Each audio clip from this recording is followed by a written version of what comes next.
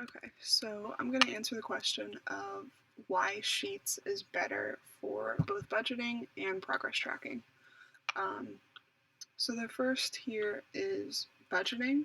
Um, I think the number one best reason to use Sheets is the visual appeal of it. I can embed charts like this very easily without, I mean, this literally takes like insert chart.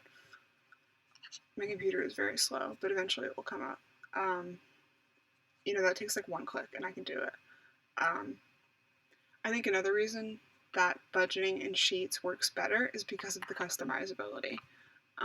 One issue I had um, like using a budgeting app like Mint or my banking app is that it has these auto filters that are like meant to catch like purchases of certain types and auto categorize it for you. And I know the more you use it, the better it gets at like sorting things. But for me, it was not efficient to have to go through and manually sort things and be like, no, like, you know, you incorrectly sorted this and have to go through and do that for all of my purchases. So I think that the customizability is a key feature of Sheets. I also think it's just a great way to sort a large amount of data. Um, there's like no limitations on how much information I could put in here, right? I don't have very many expenses right now, but as my number of expenses grows, Sheets can handle all that information.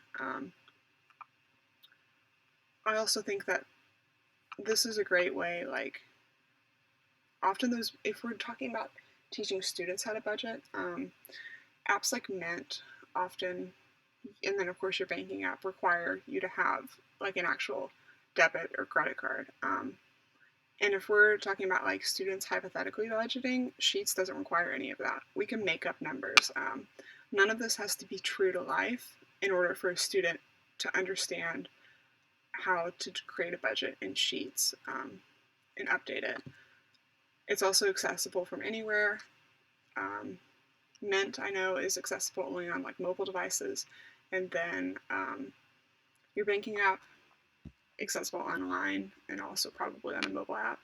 Um, but Sheets is anywhere, like anywhere you have Wi-Fi, you can do this. So, I think that those are really the key features. Is that we have the visual appeal with these charts and graphics, the customizability, and then we also have that this is accessible to anyone, even if they don't have, um, actual tangible money of their own. So this makes it a great way for students to interact with money. The next area I explored was why Sheets is better in the context of progress tracking. Um, so I think another obvious reason is because of the visual appeal. With not a lot of code, I was able not a lot of effort. I was able to create this progress bar up here, right? And so that just gives students like the multimodal representation, which is a key element of UDL. Um, it allows students to not only have this in text, what they're supposed to be doing, but also to be able to look at this bar and be like, okay, I am 78% done with my tasks, and I can see that because this bar is, 3/4 of the way full. Um, so I think the visual appeal here is a lot better than like, if we just had a checklist on a piece of paper or on Google Docs or, you know, Canvas, whatever it is, right? Another, I think, key feature is the customizability. Again, of course, there are infinite ways for me to represent this information here.